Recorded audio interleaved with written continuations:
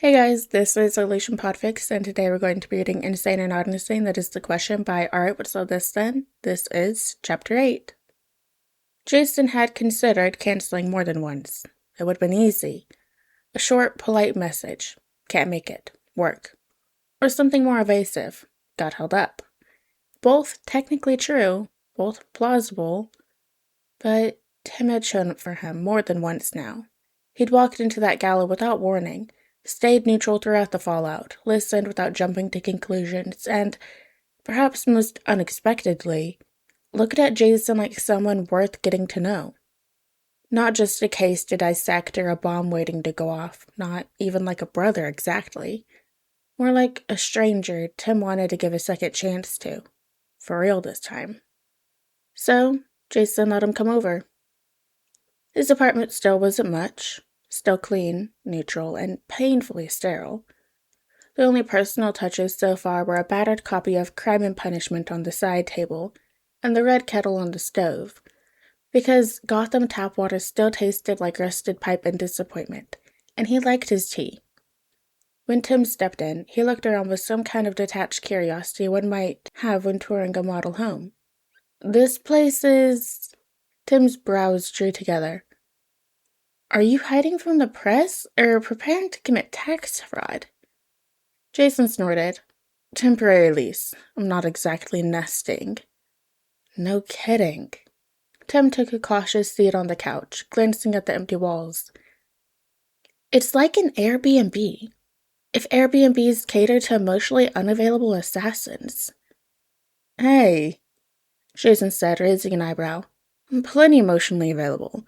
I just don't believe in coasters or throw pillows. Tim grinned, but it faded as he really looked at Jason. You okay? Jason blinked.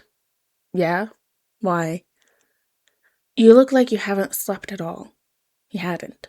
He'd tried, then given up when the same dream clawed its way into his chest 4 times in a row. Brick wall, crowbar, laughter, glass. His body hitting the floor even though he wasn't in it anymore. He stared at the ceiling until sunrise after that. Jason folded his arms and leaned against the edge of the counter. I've had better weeks. Tim didn't press, just waited. Jason had forgotten he could be quiet like this. Less the impatient detective and more the watchful listener. It was weirdly disarming. Nightmares, Jason muttered finally, and regretted it the second it was out. He didn't talk about that sort of thing, especially not with the backlit. Tim didn't react with pity, or alarm, or the kind of brutal silence Bruce used to carry when he didn't know how to help. He just nodded, like that made sense.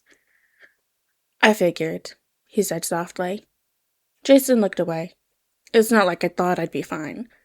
I knew it'd mess with my head eventually, just didn't think it'd be like this. It's not even the season exactly, it's seeing him again. Like a ghost, except worse. Ghosts don't talk back. Tim's voice is quiet. I should have said something earlier. I've been thinking about the trial a lot, and your part in it. Jason's head tilted slightly. I thought you were the one who believed I was doing the right thing. I do, Tim said immediately. And I'm not worried about you being in the room with him. He hesitated. I'm worried about him being in the room with you. Tim blinked. That hadn't been the angle he expected. He missed a hand through his hair, trying not to show how much that comment disarmed him. That's a very weird distinction. It's an important one. Jason exhaled slowly through his nose. His chest felt tight. Not in the way it used to when he was angry or afraid, but in the way that happened when someone said something unexpectedly kind and he didn't know what to do with it. You know what he is, Tim said. What he does. How he digs under your skin and turns things inside out. I know you know how to handle it, but that doesn't make you any less human. Jason sat down heavily on the other side of the couch. You're the last person I expected to say that. Why? Because of what I did to you? His voice is low now, almost quiet. Back then? I knew it wasn't really you, Tim said immediately. Not all of you, anyway. The pit, No, Jason shook his head. Let me say it. I've thought about it. A lot. And I want to be clear. It was part of why he'd agreed to this, why telling Tim to piss off hadn't come as easily as it would have with anyone else. Everything Jason had done as the Red Hood was tainted by the pit. It hadn't created his anger, but it twisted it, amplified it, until every old wound became an open vendetta. He could look back now and see that he hadn't been fully himself, just a warped version. All sharp edges and unchecked rage. And while the madness had faded, not everything had disappeared with it. His fury at the Joker, the way Bruce had mishandled it all, his outrage that Batman still roped children into his crusade. Those things still burned in him, just less like wildfire and more like coals. He wouldn't act on them the same way again, but he still believed some of it had been justified. Except with Tim. Tim hadn't deserved any of it. Not the threats, the scorn, or the shadow Jason had tried to cast over him. That part, the way he'd gone after Tim just for existing, that was the one thing Jason genuinely regretted, and he'd wanted to apologize for a long time. He exhaled and stared at the far wall, unable to meet Tim's gaze. I know pit madness is real. I know I wasn't myself. I also know that doesn't matter when it comes to what I did to you. You still lived through it, still suffered because of me, even if your rational brain knows it wasn't me. The trauma sticks. You flinched when you saw me at the gala, Tim. That doesn't happen in a vacuum. Tim didn't say anything, just listened. Jason ran another hand through his hair. I know how easy it is for perpetrators to cling to context as a way to dodge guilt. But context doesn't erase damage, doesn't erase memories. When someone hurts you, the reason behind it might matter in court, but they don't matter in your nervous system. Your trauma response doesn't care that I was mysteriously resurrected and then thrown into a magical pit that screwed with my head. All it knows is I was dangerous. And I was. Jason paused, then he finally looked up at him. You didn't deserve any of that, and I'm sorry. Tim's eyes had softened. I forgave you a long time ago. I appreciate that, Jason said. But I still need to say it. Forgiveness is yours to give, but the apology is mine to offer. Otherwise, I'm just walking around pretending I didn't fuck up one of the only people who ever looked up to me. The silence between them thickened for a moment, full but not suffocating. Then, as if something else had been sitting in the back of Jason's throat the whole time, he added, And for what it's worth? He trailed off, hesitating, but then pushed through it. For what it's worth, I think you were a great Robin. Tim blinked, caught off guard. Jason kept going, slower this time. I mean that. You were smarter than I ever was, more careful, and somehow still hopeful. Even after everything, I used to tell myself you were just Bruce's rebound project. Some overachieving orphan trying to fill my boots before the blood had even dried. But that was projection. You weren't trying to be me, you were trying to do good. And you did. Jason looked down at his hands, then let out a quiet breath. You're a better Robin than I ever was. No contest. Tim didn't answer right away. He was clearly trying to downplay the way his shoulders straightened just slightly, the way his lips twitched as if suppressing a smile.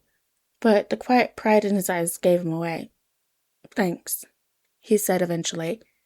Like the words didn't quite cover it, but would have to do. That actually means a lot. Jason gave him a crooked half-smile. Don't let it get to your head. No promises. The silence that followed wasn't heavy this time. It was comfortable. Like the kind that comes after something real had been said. Tim glanced around again, this time with a spark of humor back in his eyes. So, he said, leaning back into the couch with an exaggerated nonchalance, is the whole emotionally devastating honesty thing just a distraction from the fact that this apartment still looks like a rental staging photo? Jason huffed a dry laugh. Low blow, Drake. I'm just saying, one framed print, and I'm pretty sure that's a stock photo of a lighthouse. It came with the place. There's a plant in the corner. It's fake, isn't it? Jason didn't answer. God, it is. I'm here for a trial, not to redecorate, Jason said, but there was no heat to it. He leaned back too, letting his shoulders sink into the couch. The idea of putting down roots in Gotham again doesn't exactly fill me with joy. Tim nodded, serious again for a beat. I get that. But, if he ever did decide to stay, I know some people who'd be glad. Jason didn't answer right away. His eyes flickered towards the fake plant, then to the empty wall opposite the couch. I'll think about it, he said. Tim grinned. And in the meantime, I'm giving you a housewarming gift, something with color, maybe a real plant. That's cruel and unusual punishment. Something easy to keep alive, like a cactus. Even you can't screw that up. Jason shot him a look. You're really leaning into this, huh? Tim shrugged. What can I say? I thrive in emotionally vulnerable environments and have strong opinions about interior design. Jason rolled his eyes, but the corner of his mouth tugged upward. You're a menace. And yet, here I am, invited. Don't remind me. But Jason didn't mean it. Not really. The apartment still felt bare and temporary, but the company, at least, was starting to feel like something he could live with. So, dinner? Dinner was quiet for a while, but not the uncomfortable kind of quiet. The kind that was rare for Jason. Peaceful. The kind you usually had to earn by bleeding for it. Tim had gone quiet not because he was unsure of what to say, but because he was busy scraping the plate clean with his fork like a man starved. Jason didn't comment, but he allowed himself a small smirk. Cooking was something he'd picked up out of necessity. Once upon a time, living alone on the run out of reach of Alfred's perfect roast dinners and Bruce's bottomless bank accounts. But over time, it had turned into something steadier, something that anchored him, something that made sense. Recipes didn't lie. Heat and time and good ingredients got you results. If only people worked the same way.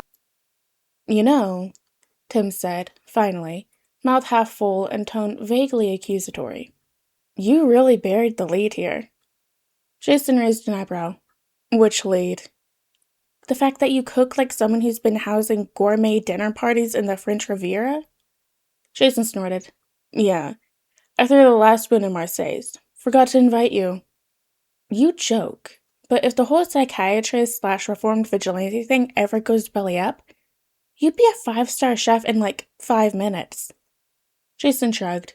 I like knowing exactly how much salt to add. Control freak? Coming from you? Tim grinned and stabbed another bite. Touché. They eased into the rhythm of it, and slowly, like tide, pulling away from the shore, the tension bled out of Jason's shoulders. They talked easily, comfortably, their words flowing in that rare kind of sync that didn't demand performance or defense. Jason found himself talking about his work, carefully skirting the Joker trial, and instead shared stories of his normal patients. The ones who weren't making headlines, the late teens caught in cycles of violence. The war vets, the ones who reminded him of himself in ugly little ways. Tim listened with the kind of focus that made it easy to keep going. He didn't try to fix anything, he didn't get weird or patronizing, just listened. At some point, somewhere between bites of pasta, and Jason raising his fork like a conductor while describing the bureaucratic hell of international psychiatric board certifications, Tim set his glass down and leaned back in his chair. Okay, he said. But riddle me this, Dr. Todd. How in the hell is it that no one in Gotham seems to recognize you? Jason blinked. Excuse me? I mean, Jason Todd isn't exactly a rare name, but it's not like you were an unknown, Tim said. You were Bruce Wayne's second adopted son. That was public, and sure, you look a little different now, older, taller, way more annoyed at everything, but still. Jason huffed a laugh. Well, for starters, I don't exactly advertise the full hyphenated Wayne. I dropped the name and made sure any paper trail connecting me to the Wayne family was erased. Talia helped a lot, actually. She made sure my identity and personal history are squeaky clean and fully legitimate. Of course, I could have just taken a different name, definitely would have been easier, but it felt wrong. Doing all that work and putting in all that effort only to put someone else's name on the degree? He was Jason Todd, the poor, homeless kid from Crime Alley who defeated all odds, even against death, and made something of himself, and he was damn well proud of it. And your face? Different enough. Nose broke twice, jaw once. Little less baby fat, little more bitterness. Jason said dryly. Plus, people don't look too hard. They assumed I'm just some guy with the same name. Maybe a cousin? A coincidence? Probably no one would have expected the gangly, malnourished kid that Bruce Wayne had rescued off the streets to grow into a man of Jason's stature. Over 6 feet tall and 225 pounds. He paused for a moment before adding, Besides, I've got the best disguise in Gotham. Tim raised an eyebrow. Jason leaned back, gesturing at the white streak in his hair. This bad boy. Lazarus' parting gift is basically my version of Clark's glasses. Slap one weird quirk on a guy and boom.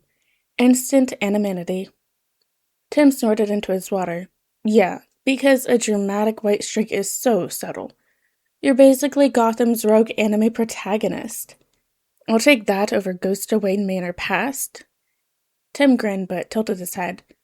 Still, you really think no one's figured it out? Oh, I'm sure some people have their suspicions, Jason said, picking at the edges of his plate. But think about it. What do you even say to that? Hey, aren't you supposed to be dead? Or worse, aren't you that kid Bruce Wayne used to parade around like a trophy before he ended up in a coffin? Tim grimaced. Yikes. Exactly. It's awkward. People don't want to remind Bruce about his dead kid, and they sure as hell don't want to be the one to ask me if I'm a zombie, so they just don't. Classic Gotham, Tim said, leaning his chin on one hand. If it's uncomfortable, ignore it and hope it goes away. Jason smirked. Guess I'm still pretty good at disappearing, huh? Tim tilted his head, considering. Not everyone. Jason held his gaze for a moment. No, I guess not. When the topic shifted to past missions, Tim asked about the outlaws. Curious, not nosy. No one really knew about the time when Jason ran with Roy and Corey. Jason filled him in with a half-grin, painting the chaos in broad strokes. Corey's penchant for blowing up enemy vehicles after negotiations had started. Roy's total inability to not make everything worse when a pretty woman was involved. Jason's own questionable choice to trust either of them with a grocery list, let alone a mission. You actually lived with them? Tim asked, eyebrows raised. Sometimes, off and on. I usually couldn't stay very long with med school and everything, but yeah. Tim gave him a skeptical look. That must have been loud. It was, Jason said fondly. But it worked. For a while. He didn't say that part of him still missed it. Tim nodded slowly. I'm glad you had that. Sounds like you had their backs, and they had yours. Jason didn't say anything for a moment, then. Yeah, we did. Tim talked about his own work in return, both in and out of the suit. His daytime hours were spent at Wayne Enterprises, cleaning up after incompetent executives and trying to redirect the company's social responsibility programs towards things that actually mattered. His nights, still spent in the cowl, had changed shape. He wasn't a brawler like Dick, or a blunt force weapon like Damien. He moved through the city like a shadow, uncovering networks, solving patterns, staying just outside the spotlight, quiet, sharp, precise. He wasn't trying to be Robin anymore, he was trying to be something else. Jason could respect that. As the night went on, they covered movies. Food, the Gotham art scene. Tim was indifferent. Jason had opinions. And even sports, until Jason brought up the elephant to the room. Not with suspension, just curiosity. You think you'll catch hell for this? Tim looked up from his drink. For what? Jason gestured vaguely between them. Being here, hanging out with me, supporting me. I'm not exactly in vogue with the family right now. Tim's expression flickered. He covered it quickly with a shrug, but Jason caught the beat of hesitation. Not exactly a golden child myself, Jason said mildly. One black sheep to another? You want to share with the class? Tim poked at the last of his food.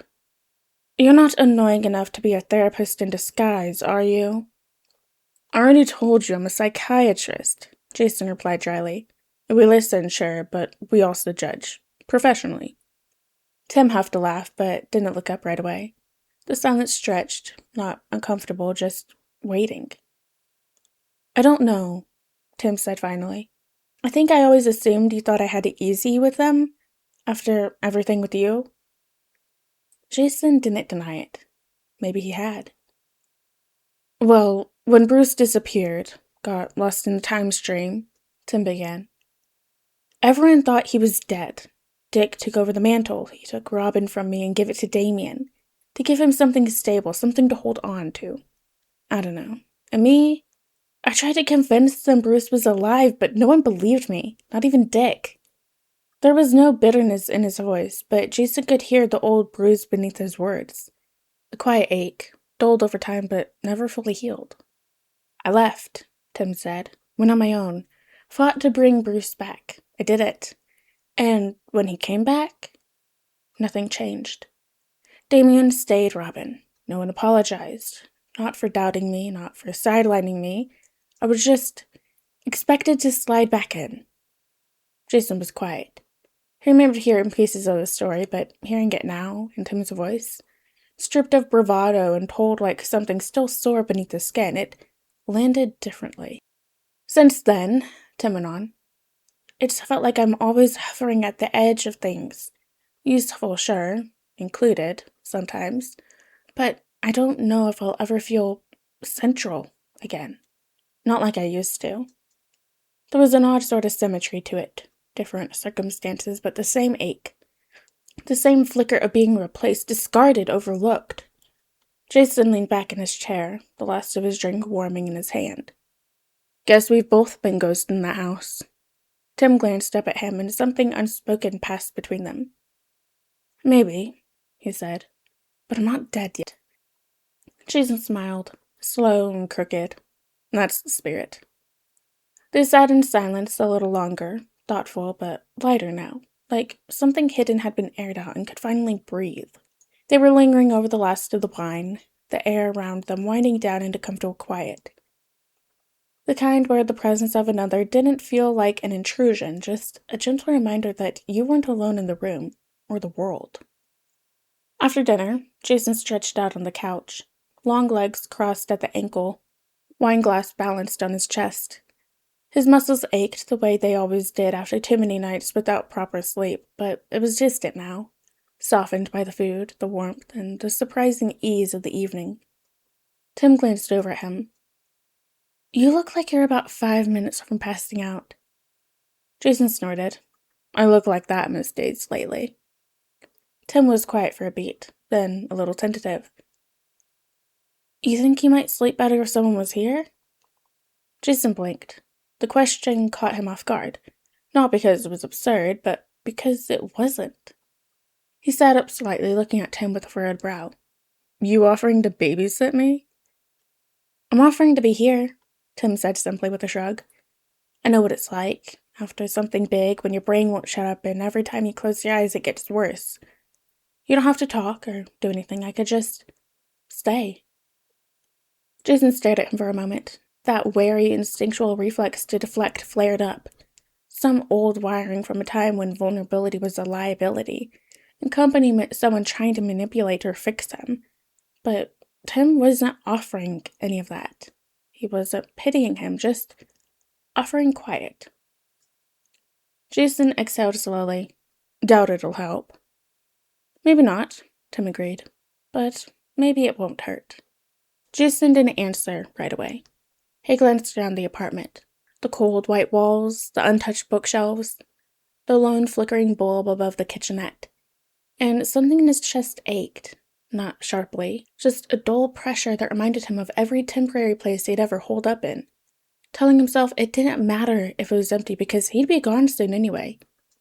He looked back at Tim. You can stay, if you want. Tim gave a small nod, no fanfare. Just stood, collected the empty glasses, and said, I'll take the chair. Jason settled more deeply into the couch, tugging the throw blanket off the back without thinking. He let his eyes close halfway, not fully trusting them to stay that way. But he could hear Tim, quiet, calm, setting things down in the kitchen, padding back over to sit in the armchair near the couch. No hovering, just keeping watch. It wasn't the same as being safe. Jason didn't know if he'd ever feel that way in Gotham again. But he wasn't alone. And for the first time in days, his heart didn't race when his eyes slipped shut. He wasn't sure he'd sleep, not really, but the thought didn't feel so impossible anymore. Maybe that was what rebuilding looked like, not grand gestures or tearful confessions. Just someone sitting nearby in the dark, someone staying. For the first time in a long time, as Jason drifted off into a peaceful slumber, he found himself wondering if being someone's brother, Tim's brother, didn't have to be a thing of the past. Maybe it could still mean something. And maybe, if he was careful with it, he wouldn't lose it. Alright guys, and that is the end of chapter 8 of Insane or Not Insane. That is the question by Alright, what's all this then? I hope you guys liked it, and it's the next chapter.